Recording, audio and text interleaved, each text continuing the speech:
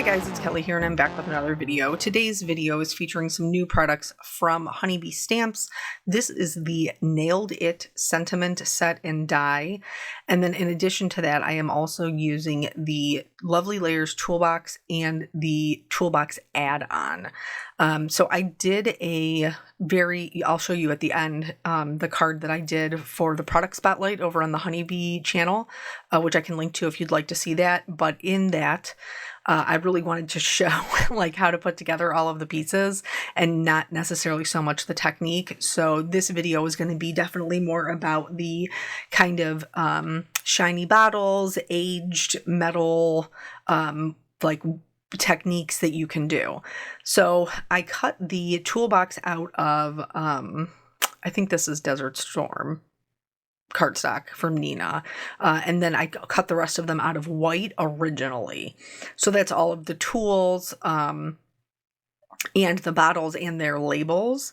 After I cut them out, I was like, you know what, I should do some metallic labels like you would see in real life on different like beer bottles. So I was like, well, that would be really fun. But then, I'm cutting them out of the gold here. But then after I cut them out, I do want to mention, I wanted the words to be legible. So in addition to the regular sandwich that I would put in my Platinum 6, I also included a cardstock shim, which was actually 2 pieces of 80-pound cardstock, and ran that through. And that way I knew I was going to get a really nice impression with the words, because they just came out too like shiny and perfect. And so I wanted to kind of grunge them up a little bit so that it looked like they were out in somebody's garage. You know, I'm going to be putting them in this little toolbox. So I wanted to kind of grunge them up. So there's 2 ways that you can do it. This is the first way. I'm just using a finger dauber and some StazOn Jet Black. I imagine that you would also be able to use like Ranger's Archival, because it's a solvent-based ink, which means it's going to stick to basically anything. So here I'm taking the finger dauber and the black ink, and I'm going over the entire label. And this is going, like, I really wanted that detail to kind of be seated in the words, so that they would look, you know, kind of nice and grungy. You know, like if it said they had been outside in the, you know, in the garage or in the basement, or, you know, wherever you keep your things. And so I covered them all up, and then I went in with a baby wipe. So I'm holding it with some tweezers, my Honeybee reverse tweezers, and then I'm just kind of blotting it with a baby wipe. This is a great way to leave them mostly black. But something that I discovered as I was doing this is, as I was rubbing, the gold was actually coming off, and it was revealing some silver underneath. So I wanted them to be a little less grungy. So now I hear this is me spraying them with a little bit of isopropyl alcohol. I have isopropyl alcohol in the sprayer bottle because of my plants. Maybe we'll get to that story time. So I used that to kind of daub it off a little bit, and it was still a little bit more than I wanted. So I'm actually trying these out and honestly really enjoying them. Scrapbook.com has some reusable towels. There's like 20 on a rack, and you can, rinse them and wash them and reuse them. And so I was trying them out. I used it for a week, and it's still working really well, honestly. So here I'm using that. It is wet, but it's just wet with water. And I'm kind of going over it and just, scrubbing it, and it is removing more of it. And then here you can see how the edges are still kind of gold. The center where I was really rubbing is more silver. And then we still have that kind of black grungy look. I think that this is a really, really fun technique that we could use for a lot of different things, depending upon what kind of look you're going for. Couple of other ways that I did similar things, and I will share them in this video as well. So the tools I cut out of silver cardstock, And now this is me coloring the bottles. So I did do a technique in order to make my bottles shiny. However, I do want to share with you how I colored them, because that also makes them look shiny. And so you could just color them and leave them, and they would still give the appearance of being shiny. In the Lovely Layers series, they always have really great embossed detail. And so one of the things that is the embossed detail on these bottles is kind of like the highlight areas. And so as I'm doing my coloring, I am leaving those highlight areas white, and that's going to help make the bottle look shiny all over in general. The other thing is you want to leave some room for reflective light. So when I do the coloring, I'm not taking my darkest color all the way out to the edge. When I'm going around the bottle, I am leaving a gap. So here you can see me putting it down there, and there's a white gap to my left. That will get filled in as I am going back around with my other colors, but leaving that little bit of reflective area helps them to really look three-dimensional. For the bottle, like this one is obviously a bottleneck. I did add a little bit of shading kind of at the top of the bottom of the neck area to help it look a little bit more dimensional there. And then because I am doing the full beer bottles, I did choose a different kind of color combination. So normally I probably would have went straight with the E20s family. So E23, 25, 27, 29. But my 27 is dying, and for some reason or another, and I do not know why, I don't own a refill for it.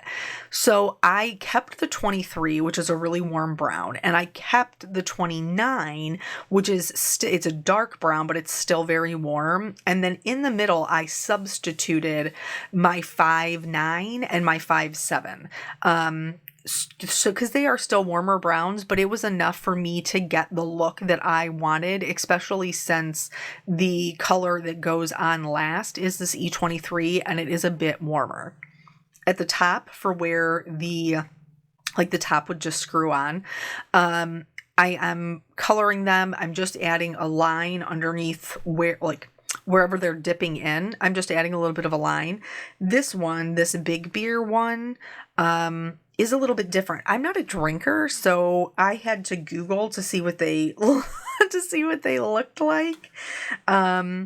But they that little side piece I thought might be metal, but it's not. It is actually like a brown part of the bottle.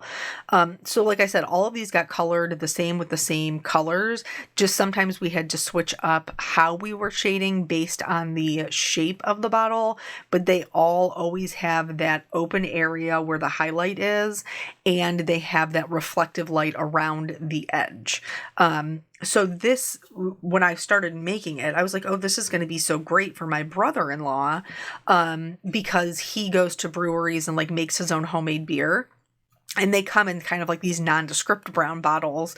And then as my husband drinks them, we have to save them and wash them out so he can take them back to bottle his next, whatever kind of beer he's making. Here, this is just me showing you, and you've probably seen this before if you watch the other honeybee video.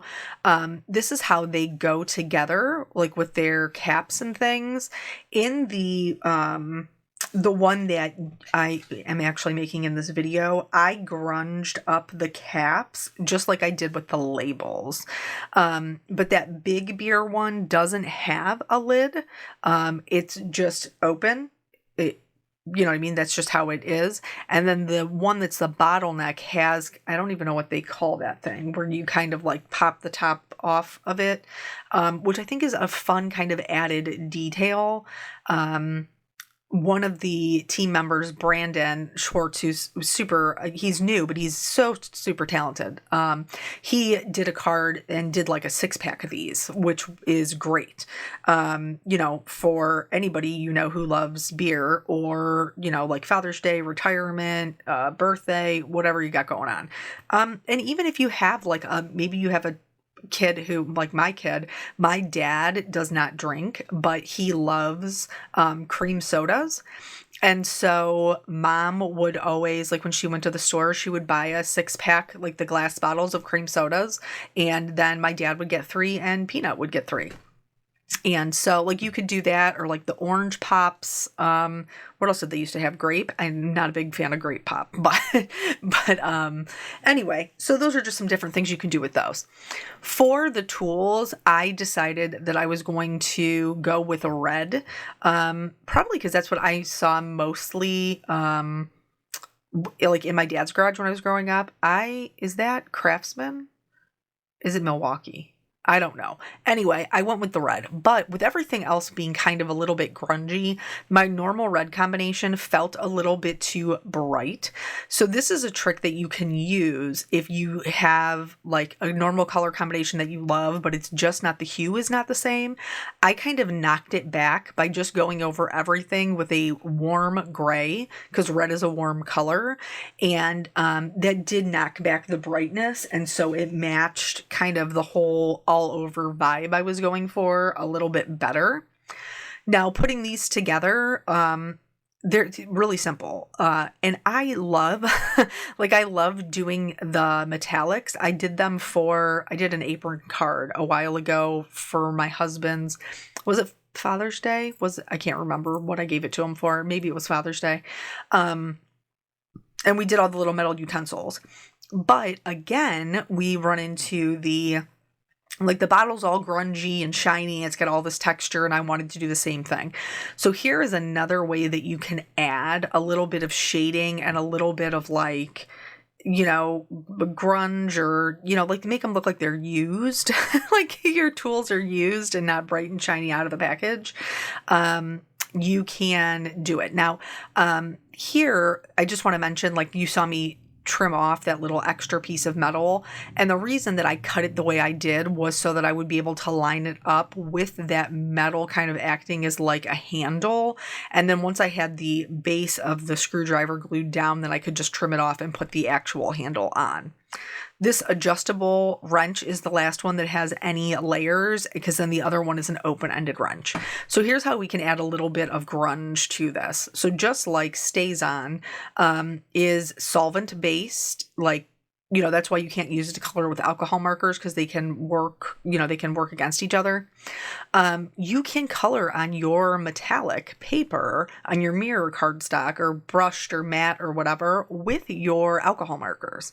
And so I still want them to be a little bit blended and have a little bit of depth and stuff. So I did the C7 to, make it a little darker, but then I'm going over that, not all of it in its entirety, but just a little bit of it to blend it out with like a C3.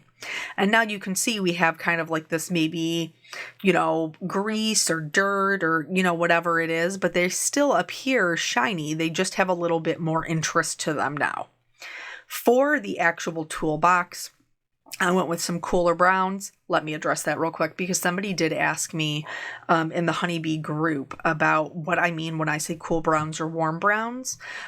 So a cool brown is less red and more of it's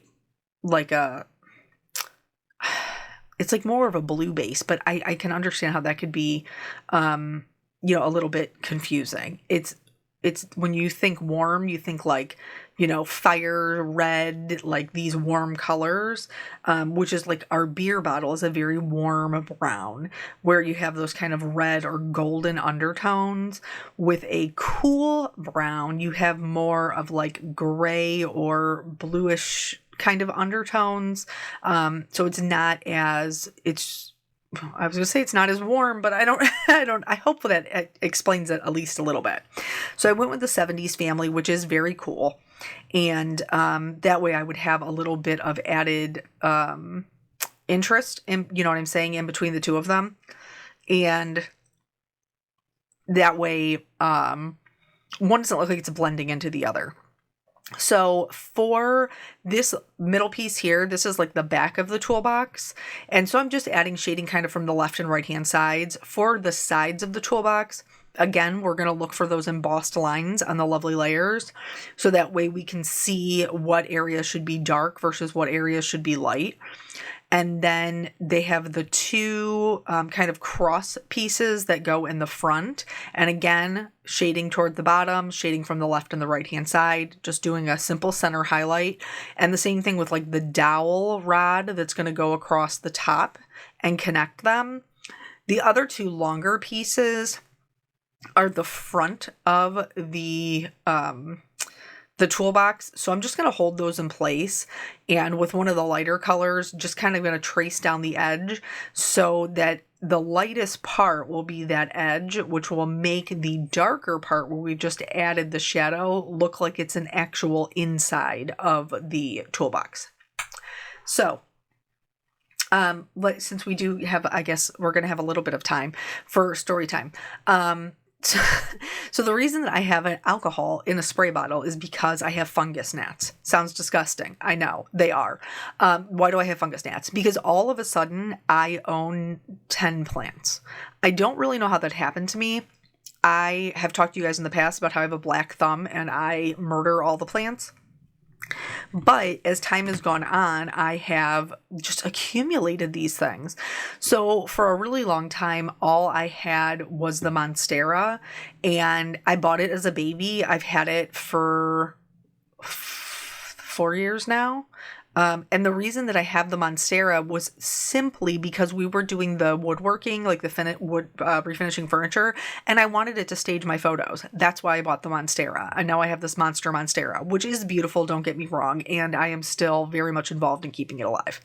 Let's talk about what we're doing with the card here. So I very quickly just drew on like a little bit of a wood grain with the middle, I think it was the 77. This is the other way that you can kind of grunge up these labels and without having the StazOn or archival ink, which, by the way, can we just talk about the smell of StazOn? Anybody else? Archival ink? It smells like almond extract, and I love it. I don't know what makes it smell like that, and I'm not huffing it, don't get me wrong, but when I take the lid off, I'm not sad. I'm just saying. So here I have basically scribbled on just some black alcohol marker, and this shows a little bit better because I was a little heavy-handed with my alcohol, so you can see how that gold is kind of coming off. I did test this with a couple of different mirror gold cardstocks that I have. It works with the Concord and Ninth matte gold. It works with Spellbinder's mirror gold. It works with Altenews brushed gold. The only one that I found that it didn't work with was Tonic's Harvest gold, but you might just have to test yours to see if it's going to work. So here, because I had taken off too much, I did reapply it, and then this time I didn't spray the alcohol. I just used the water on this reusable cloth and kind of went in there. So, but I think it's because I had already used the alcohol to get that silver. The second time around, I didn't need it. But yeah, just, I love the way that these look. I think they're super cool, and we could do a lot of different pots or watering cans, or, you know, we just did the big pickup from Honeybee. We could kind of grunge it up that way. I think it would be super fun. Anyway. So this one on the left is meant to have the root beer label, but I wanted to use the cold beer label. I just didn't want to use I wanted one that had a little bit more weight, and I didn't want to have to use the bottleneck. So it fits almost. Like, it's pretty close to the edge, and since it's going to be in the toolbox anyway, I'm saying it's close enough for what I need it to be. And then I'm going to put the caps on. And then this is the technique that I use to make them shiny. Now, if you guys watched my other video, you probably have already heard that I actually didn't film any of the coloring the first time around. I don't know how that happened. I literally don't. But I had to go back and redo it. So this is the only footage that I have of adding the glossy accents. But I'm just going to tell you that I tried it both ways. So I tried covering the whole die cut in glossy accents and then laying my label into it, because a lot of people don't realize that glossy accents is also an adhesive. Like, it'll glue metal to metal. It's very strong adhesive. And that way did not work out great because the label wanted to curl. And so I was able to get them to lie flat by kind of like manipulating them as they dried. But I found that it was much better if I glued the label on first and then I used the glossy accents. It has a pretty nice precision tip to go around the label. If for some reason I got any of the glossy accents on the label, I just used the point on my dye release tool to clean it up. Also, you're going to want to do these while you still have other things to do so you can set them aside to dry, because it does take a little bit of time. Not like a day or anything, but it does take probably like an hour or half an hour to an hour for them to dry, depending upon how thick your layer is. Also, make sure you pop all your holes. Like you get bubbles, and so I go in and pop them with a needle. So now we're going to go on to the building. So anyway, I have accumulated all of these plants, and Eric is like, you're having a midlife crisis. Like all of a sudden you're a crazy plant lady. And I didn't mean to be. I don't even know how this happened to me. Honestly, I do think funerals. Like, because I had flowers, like I had plants from Graham's funeral, and then I got some with mom's passing. I got some, but anyway, so I have these gnats that just showed up because now all of a sudden I have, what do I have? I have a calla lily, which actually my mother-in-law bought me. These are all potted. I originally bought my mom lavender to plant because she loves lavender, and I bought it to plant for her for Mother's Day, and so my sisters, it was a trio. It was three separate plants of lavender. So each one of us has one now. And I thought that was the best way that we could use that gift. So I have lavender, I have the calla lilies, I have a Japanese laurel. They were two separate plants, so I split them so that I could give one to my sister, but I still have it because she says she's not ready to take care of anything yet. I have a baby rubber plant, which, talk about a terrible name. I have what is that? A palm. Oh, I can't remember now. It's a palm, but it's not like a big one. It's a little tiny palm one. And then I have a golden pothos. And I have a very large anthurium. That one I have had for years. That one actually has a flower on it. And then, like, the golden pothos, like, they had one that was variegated and one that was just green, and it kept turning yellow on me. So then my sister was like, just pull out the leaves that have nodes on them and put them in some water. So now I just have a mason jar of some nodes that I'm hoping are going to grow roots. I don't know what I'm doing. I'm making it up. But anyway, it's enough that we had to buy a plant stand because I couldn't fit anything else on my counter anymore. So I read on the internet, because I got the gnats, that you can spray them. You can spray the gnats with isopropyl alcohol and it kills them immediately. And I'm going to tell you, I can confirm that is fact. It does kill them immediately. Peanut and I spent a long time hunting them down and spraying them. And then in order to kill the eggs, you have to do like 2 parts hydrogen peroxide to 1 part water. And then you spray like the dirt where they lay their eggs at. And I have to do this every day, because I didn't do it for like 2 days and then they came back. So now I'm trying to get over on top of it again. So if you're a person who actually has a green thumb and knows what they're doing and you have any tips, by all means, please leave them in the comments below.